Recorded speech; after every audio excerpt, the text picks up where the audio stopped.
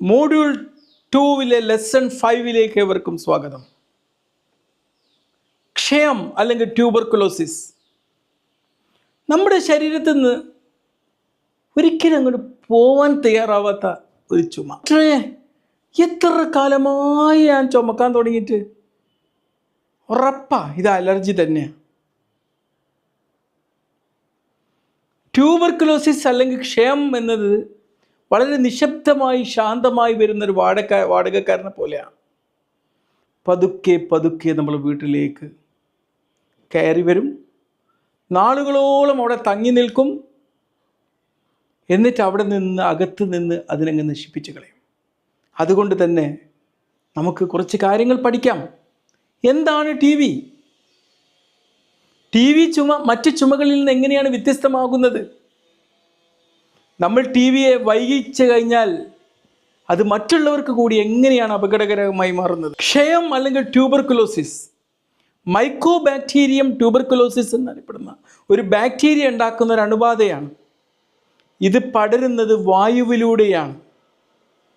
എപ്പോഴൊക്കെ ഈ രോഗമുള്ളവർ ഒന്ന് ചുമക്കുകയാണ്, ഒന്ന് തുമ്മുകയാണ്, ഒന്ന് അടങ്ങിക്കിടക്കുന്ന മുറിയിൽ ഇങ്ങനെ സംസാരിച്ചു കൊണ്ടിരിക്കുകയാണ്. ടി വി പടരുന്നത് എങ്ങനെയാണ്? അടഞ്ഞ മുറിയിലെ പെർഫ്യൂം പോലെയാണ്. കാണില്ല, പക്ഷെ എല്ലാവർക്കും അത് മണക്കാം. ട്യൂബർക്കുലോസിസ് ക്ഷയത്തിൽ കാണിക്കുന്ന സാധാരണ ലക്ഷണങ്ങൾ എന്തൊക്കെയാണ്?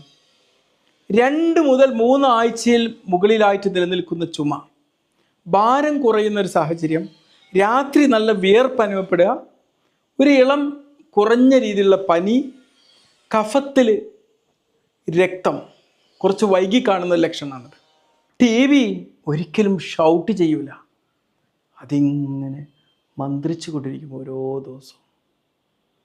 അവസാനത്തേക്ക് അത് നമ്മൾ ശ്വാസകോശത്തിലൊക്കെ ഫുൾ ഡാമേജ് ഉണ്ടാക്കിയിട്ടുണ്ടാവും. ടി വി കൂടുതലായി കാണപ്പെടുന്നത് ആർക്കൊക്കെയാണ് ഇത് അപകടകരമാവുന്നത്? പ്രമേഹമുള്ളവർ, പുകവലിക്കുന്നവർ, പോഷകക്കുറവുള്ളവർ, തിരക്കേറിയ ഇടങ്ങളിൽ ഇങ്ങനെ കൂട്ടം കൂടമായി താമസിക്കുന്നവർ, പ്രതിരോധശേഷി കുറഞ്ഞവർ, വളരെ ബലഹീനമായിട്ടുള്ള വാതിലുകളെയാണ് ടി വി അന്വേഷിക്കുന്നത്, ശക്തമായിട്ടുള്ള പൂട്ടുകളെയല്ല. ക്ഷയം അപകടകരമായി മാറുന്നത് എപ്പോഴൊക്കെയാണ്? 1, രോഗനിർണയം വൈകിപ്പോയാൽ, ചികിത്സ ക്രമരഹിതമായാൽ, ചികിത്സയില്ലാതെ ഇത് ട്രീറ്റ്മെൻ്റ് ഒന്നും എടുക്കാതെ സാമൂഹികമായി ഇടപെടൽ തുടർന്നു കൊണ്ടിരിക്കുക. ഇതിൻ്റെ ഫലമായിട്ട് എന്താ സംഭവിക്കുക? ഗുരുതരമായിട്ടുള്ള ശ്വാസകോശത്തിനുള്ള നാശം ഉണ്ടാവും. മറ്റുള്ളവരിലേക്ക് ഇങ്ങനെ പടർന്നുകൊണ്ടിരിക്കും. മരുന്നിന് പ്രതിരോധിക്കാൻ പറ്റാത്ത, ചെറുത്തു നിൽക്കാൻ പറ്റാത്ത ഡ്രഗ് റെസിസ്റ്റൻ്റ് ടി ബി ആയിട്ട് ഇത് മാറും.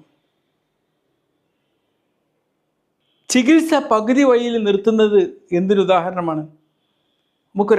ഒരു അഗ്നിബാധയുണ്ടായി, അതിൻ്റെ പകുതി മാത്രം കെടുത്താതെ പോയാൽ എന്തായിരിക്കും അവസ്ഥ? അതേ അവസ്ഥയാണ്. ടി വിയെക്കുറിച്ച് നമുക്ക് ഒരുപാട് മിഥ്യാധാരണകളുണ്ട്. ഇപ്പോൾ ടി വി എവിടെയൊന്നും കാണാറില്ല. ടി വി വളരെ പാവപ്പെട്ട ദരിദ്രർക്ക് മാത്രം വരുന്ന രോഗമാണ്. ചുമ മാറിയാൽ ടി വി മാറിയുന്നു. ടി വി എന്ന് പറഞ്ഞാൽ സുഖപ്പെടുന്ന രോഗമാണ്, പക്ഷേ ചികിത്സ പൂർണ്ണമായാൽ മാത്രമേ ഇത് ഭേദമാവുള്ളൂ. ചുരുക്കി പറഞ്ഞാൽ ക്ഷയം എന്ന് പറഞ്ഞാൽ പതുക്കെയും നിശബ്ദമായും പടരുന്ന രോഗമാണ്. വേഗത്തിലുള്ള തിരിച്ചറിവ് നിങ്ങളെയും മറ്റുള്ളവരെയും രക്ഷിക്കും.